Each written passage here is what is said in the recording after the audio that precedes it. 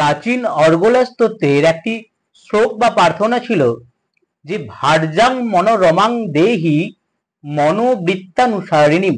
এই যে মনোবৃত্তি তাকে অনুসরণকারী উভয় ব্যক্তির মিলনই সর্বোত্তম বা সর্বাধিক উত্তম মিলন।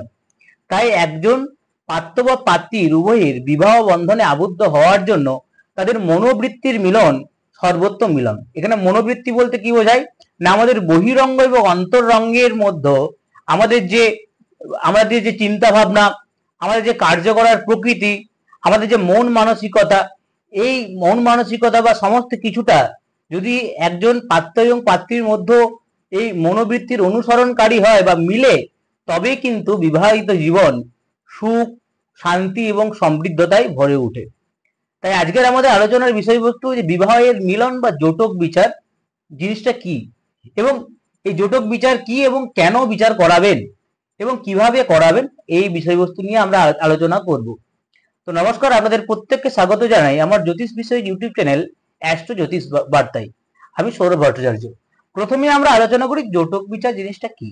এই জোটক বিচার জিনিসটা হলো, ধরুন আপনি আপনার সাথে আপনি পাত্র হন কিংবা আপনি পাত্রী হন বা আপনি জাতক বা জাতিকা হন, যখন বিবাহ বন্ধনে আবদ্ধ হবেন তখন একজন উত্তম পাত্রপাত্রীর মিলনে বিবাহ হওয়া মানে তার সুখ সমৃদ্ধির একটা সুন্দরভাবে বিবাহিত জীবনকে কাটাতে পারে। তো সেক্ষেত্রে আমাদের এই জ্যোতিষ শাস্ত্র মতে যে পদ্ধতিতে আমরা একজন জাতক বা জাতিকার এই বিবাহের যে সুখ সমৃদ্ধতা বা বিবাহের জীবন কেমন যাবে, এই বিষয়গুলো নিয়ে আমরা আলোচনা করি, সেটাই হচ্ছে জোটক বিচার। এবারে জোটক বিচার করানো উচিত কি উচিত নয়? তো অবশ্যই এই জোটক বিচার করানো উচিত। কেন উচিত? কারণ একজন মানুষ যে আপনার জীবনে আপনার আগামী সমস্ত জীবন বা আমরা আগামী পুরো জীবনটা মৃত্যু পর্যন্ত আপনার সাথে অতিবাহিত করবেন, তার মনোবৃত্তি এবং আপনার মনোবৃত্তি যদি এক না হয়, তাহলে কিন্তু বিবাহিত জীবনে অশান্তি আসে, বিবাহিত জীবনে কলহ আসে এবং বিবাহিত জীবন একটা দুর্বিষহ হয়ে পড়ে। তার থেকে মনে হয় যে বিবাহ না করাটাই একটা সুন্দর ভালো ছিল। তো সেক্ষেত্রে জোটক বিচার কি করে না, আপনার যে পাত্র এবং পাত্রী উভয়েরই জন্ম ছক, অর্থাৎ তাদের জন্ম সময়, জন্ম তারিখ এবং জন্মস্থান দিয়ে বিচার করিয়ে আপনাদের বলে দিতে পারে যে এই বিবাহ উত্তম হবে না এই বিবাহ অধম হবে, অর্থাৎ এই বিবাহ শুভ হবে না অশুভ হবে না অতিরিক্ত শুভ হবে, রাজ্য যোগ রয়েছে। এই পুরো বিষয়টা হচ্ছে আমাদের জোটক বিচার এবং এই জোটক বিচার করানো উচিত। এরপরে অনেকেই বলে যে জোটক বিচার তো করাচ্ছেন, এবারে আপনারা কি রক্ত পরীক্ষা করান, থ্যালাসেমিয়া পরীক্ষা করান? অবশ্যই করান। তার সাথে সাথে কিন্তু এই জোটক বিচারটাও জরুরি রয়েছে। কারণ জোটক বিচারে যদি আপনার মিল থাকে, আপনি কিন্তু অবশ্যম্ভাবী যে আপনার যে ভবিষ্যতে যে বিবাহিত জীবন সুখ এবং শান্তি এবং সমৃদ্ধতা আসবে, যদি জোটক বিচার করিয়ে উত্তম বিবাহের একটা ইঙ্গিত পাওয়া যায়। তাই জোটক বিচার জিনিসটা কি? জোটক বিচার জিনিসটা হলো আমাদের কতগুলো কূট বা আমাদের কতগুলো গুণের বিচার। কিরকম গুণের বিচার? এই জোটক বিচারে করা হয় কি, জন্ম রাশি, জন্ম নক্ষত্র, গ্রহদের অবস্থান, এই সমস্ত কিছুকে নিয়ে বিচার করা হয়। সেই কারণে যে আপনাদের যে জোটক বিচারকে এই যে কতগুলো কূট বা যে গুণের বিচার, এরকম 8টি কূটের এখানে বর্ণনা আছে বা 8টি গুণের বর্ণনা আছে। তাই এই জোটক বিচারকে অনেকেই বলে থাকে অষ্টকূট বিচার। কি বলে থাকে? অষ্টকূট বিচার। যেহেতু 8টা কূট নিয়ে এখানে বা 8টা গুণের বিষয়ে এখানে আলোচনা করা হয়। যেমন গুণগুলো কি কি? প্রথমে হচ্ছে বর্ণকূট নিয়ে আলোচনা করা হয়। প্রথম বর্ণকূট, বৈশ্যকূট দ্বিতীয়, তৃতীয় তারাকূট, চতুর্থ হচ্ছে জনিকূট, পঞ্চম হচ্ছে গ্রহ মৈত্রীকূট, ষষ্ঠ হচ্ছে গণমৈত্রীকূট, সপ্তম হচ্ছে রাশিকূট এবং অষ্টম হচ্ছে নারীকূট।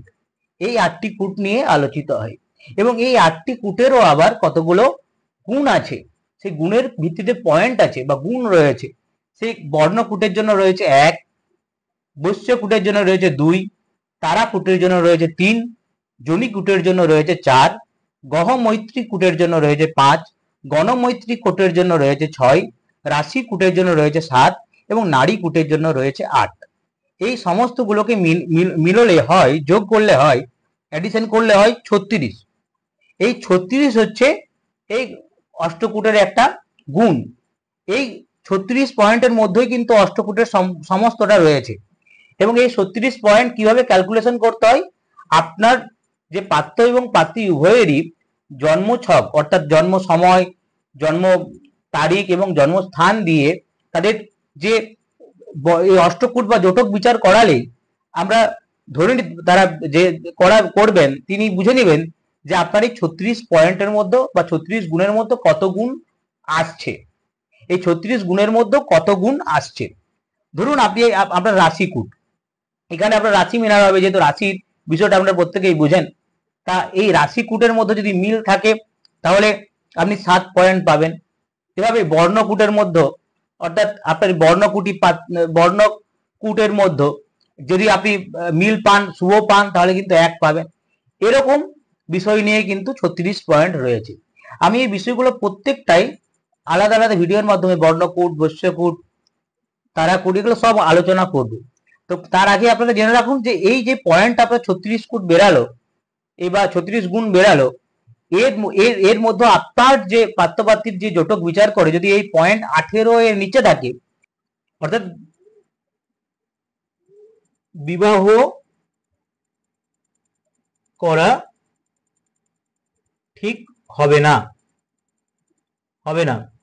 এই 18 এর নিচে থাকলে বিবাহ করা ঠিক হবে না, যদি আপনার এই গুণ বিচার করে বের হয় জটক বিচারের পর। এবার 18 এর উপরে থাকলে উত্তম, অর্থাৎ বিবাহের যদি আপনি বিবাহিত করেন তাহলে বিবাহিত জীবন কিন্তু সুখের হয়।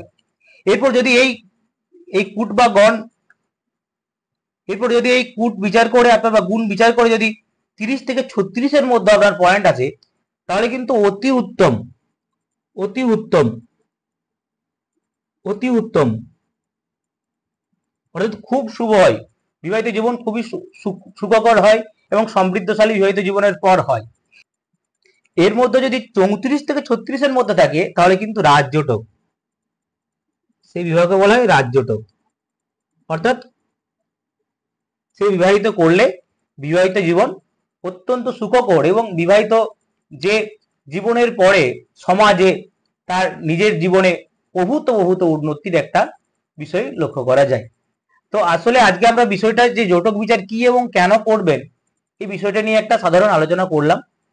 এরপরে আমরা প্রত্যেকটা এই অষ্টকূট নিয়ে এক একটা ভিডিও করে আলোচনা করব।